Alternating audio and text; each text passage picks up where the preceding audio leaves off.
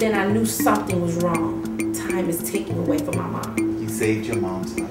Yes. When her situation happened, I'm like, why not? She looked at me and she said, if you want to walk away from this, you can. And I looked at her and I said, I'm not doing it.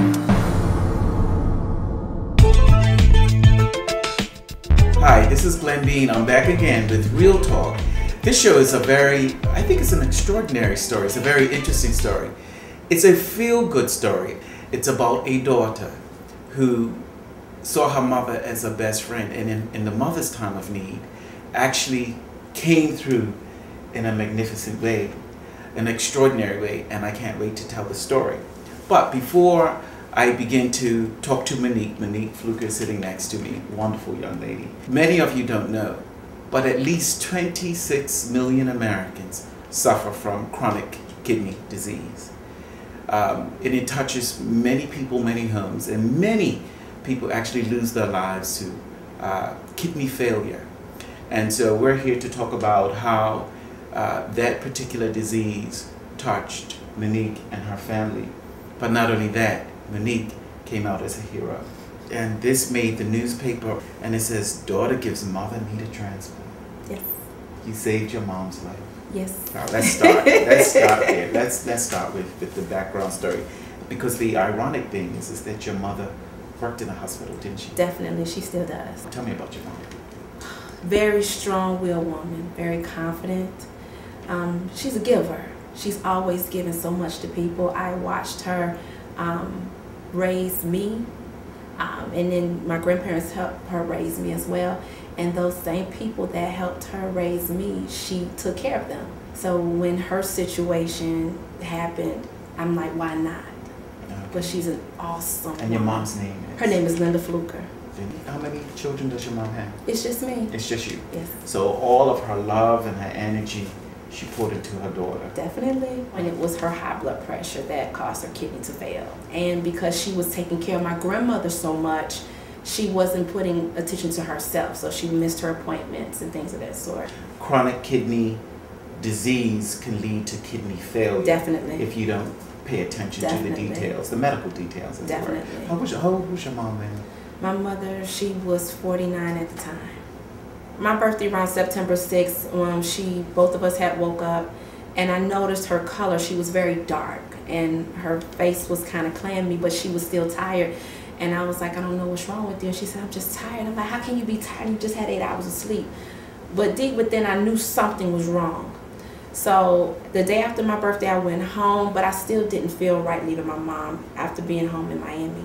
So she called me that following week on a Friday while I was at work. And she said to me, look, I have something to tell you. The doctor told me, just like she's going to get a loaf of bread, she said, the doctor told me my kidney's at 14% function and I may need a new kidney. And I was like, are you serious? She said, oh, they're just going to take me off the medication for about 14 days to see what happens. And my kidney should rebound. I knew it wasn't good. Something's wrong. So I called her doctor myself. So she told me, she said, I don't know how your mom told you. She said, but your mom's going to need another kidney, hands down. So I asked her, what could I do? So she said, from the jump, she wasn't sure how much I would be a match because of my father. She said, I just want you to hold tight and we'll give you the details.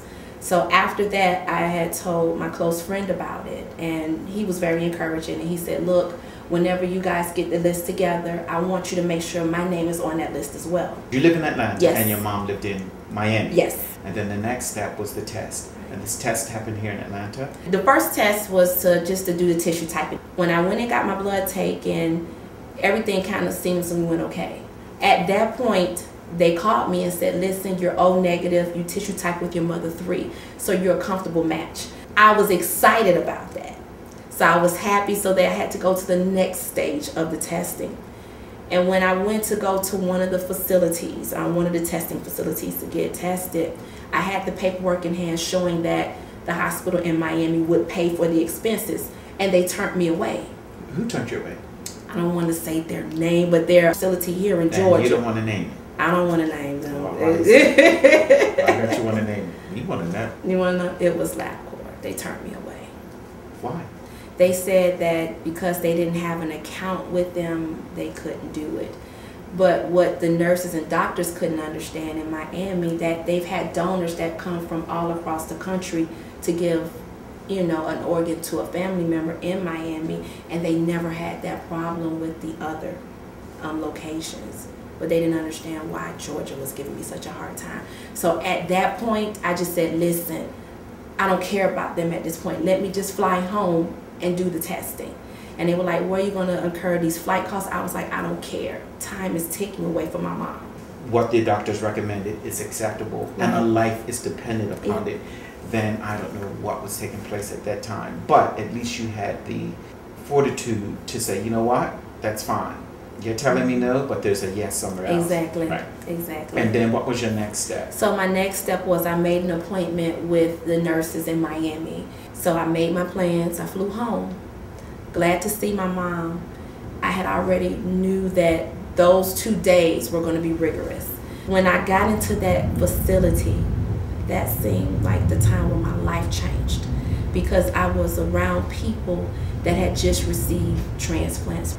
Everybody in that room was positive. They act like there was no care in the world. And this one gentleman sat next to me and he said, what are you here for? Did you just receive a transplant? And I was like, no, I'm giving a kidney to my mother.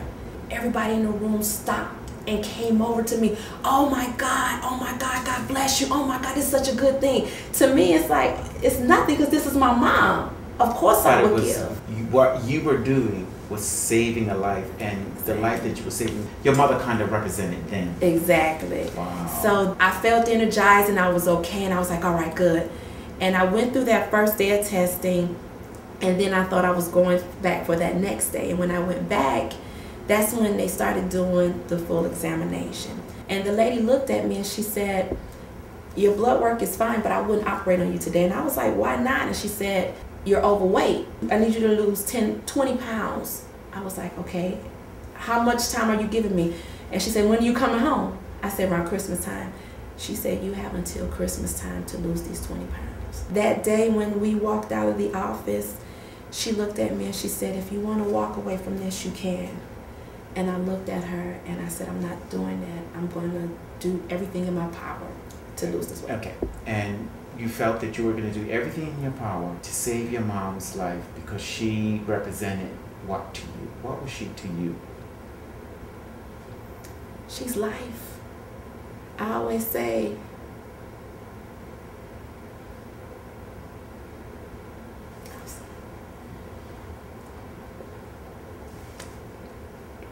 my mom was 17 when she had me. And I always say she had an option to keep me or abort me. But she kept me. And when I look at everything she did for me and how she sacrificed so much for me, I said, why not? Because she's been there for me. Anything that I've done, she's had my back. Anytime anybody may have turned their back on her or on me, we were always there for each other.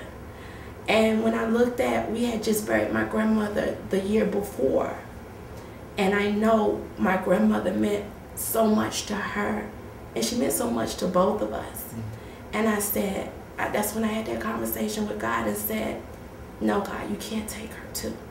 She has to stay here with me. Mm-hmm. So whatever I could do to make sure she could still stay here, I was going to do it, no matter what cost it was. During times like this, I think everybody starts to realize who's really there for you. The people you expect to step in that gap to be there, usually it's the other people you don't expect. I just stayed focused on her.